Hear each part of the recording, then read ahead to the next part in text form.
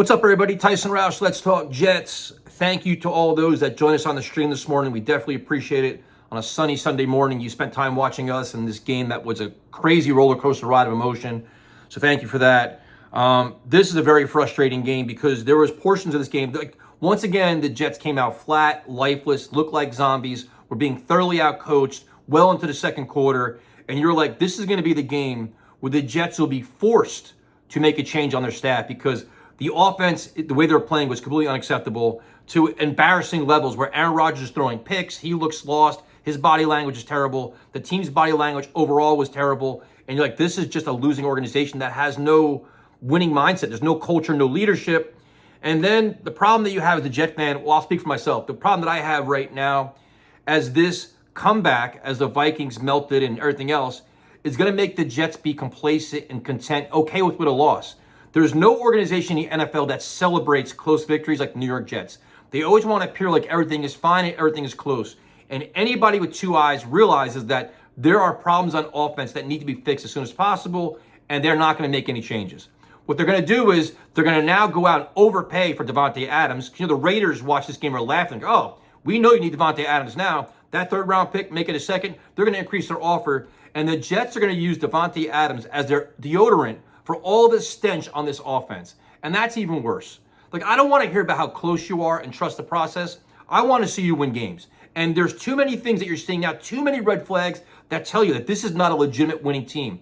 They are trying to overcome incompetence on so many different levels, and it's impossible to do.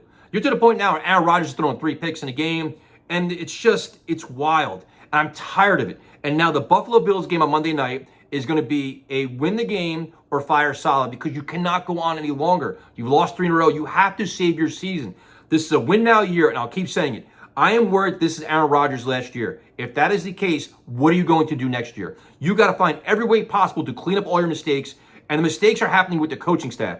They're not going to fire Saleh, which you can make a case for it, but you got to at least demote Nate Hackett and take away play calling and figure something else out.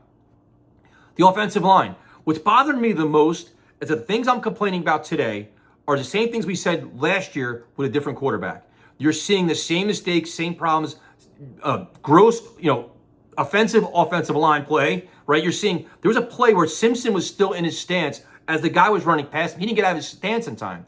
You're seeing, you're seeing missed blocks, miscommunication, all that. And I'm tired of hearing about, well, it's only 5 games. What are you practicing for? It's only 17-game season. Like, how many more excuses can you make for poor play and incompetence? Like, you got to stop. Like, stop justifying your losses. Hold people accountable somewhere and somehow. So the offensive line remains a work in progress. Aaron Rodgers getting blitzed. And what pissed me off, too, was, like, listen, you have some drinks watching the game.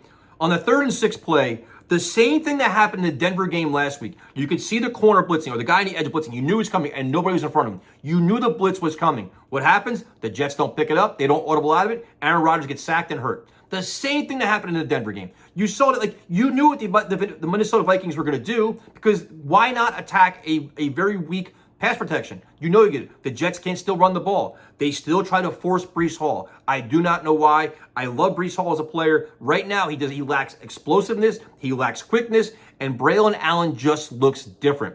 Physical, faster, more aggressive. That's just my eyes looking at it. Again, why are they not using the Braylon Allen, Breece in the backfield at the same time look? They haven't tried it at all for a couple of weeks. Like, change things up. And now what they're doing is they're making Aaron Lazard is clearly their go-to guy in the clutch, which is wild. Had a touchdown catch. He had 4 terrible, you could kind of call them drops or catchable passes he didn't make. Whatever you want to do about it, but that's Lazard is the guy. And I know Garrett Wilson had a big game. I think it was like 13 catches, 100 yards and a touchdown, but that was a lot in the second half. They don't utilize Mike Williams right. And there was plays at the end of the game, like the double move for Garrett Wilson, that could have been a touchdown.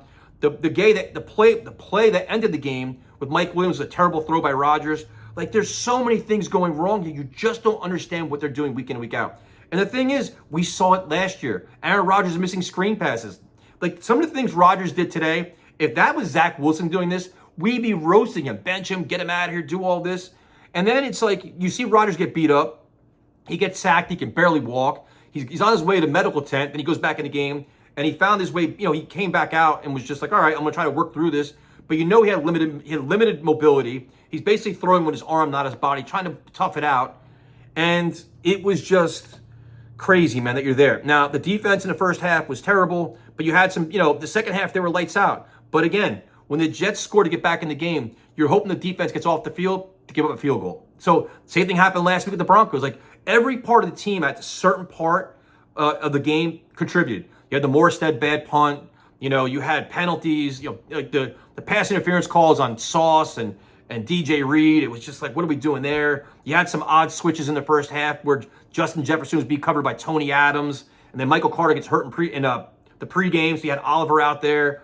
But Leonard Taylor had a sack. I think it was who else? Somebody else had a big sack.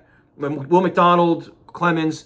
But overall, it's just not good enough. Like you shouldn't have to scramble in the second half to win. You got to play a 4-quarter game at some point. And I just have no faith in Saleh. I don't believe him as the head coach. I don't think he has a winning mindset. I think their culture, their leadership, like they have to overcome so much. And the other thing too with the offense, I'm gonna keep sticking with the offense because I don't care. I don't look at stats anymore. It's just, why do our passing plays look so difficult? Like you watch Sam Darnold early on, the guys are running in space, everything looked fluid, everything looked smooth. Like our basic passes have to be a work of art to be completed, which is frustrating. So you walk away with another loss, more questions than answers, and the Jets aren't going to make any changes. They're going to go out and get Devontae Adams and say that's going to be the answer, when we all know the problem is Hackett, and then a good part of Hackett is Saleh as well. And I can't talk about winning the AFC East. I can't talk about making the playoffs. You don't know how much longer Aaron Rodgers is going to survive the beatings he's taking, which is probably not long. And then, of course, with the Jets, they elected to not take the bye after this trip. They could desperately use a bye this week. Desperately use it. But they get the extra day because the Buffalo Bills on Monday night. And you got to figure now how many Jet fans are actually excited to go watch this team play. Probably not a lot, unless you love the tailgate. So that stadium is probably going to be half Bills fans, which is going to be embarrassing again. So you worry that this is going to spiral out of control. 2-3, lost 2 in a row. Bills, Steelers. You want to win both. I mean, it's a mess, man. Like I know Jet fans are going to take positives out of this. I can't do it. I genuinely can't do it because I've seen this before, and the problems they have are not going to be overcome by just going out and get Devontae Adams.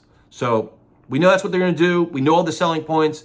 Everything Saleh said in the press conference I expected, but it's disappointing. It's ugly. And this is the same old Saleh loss.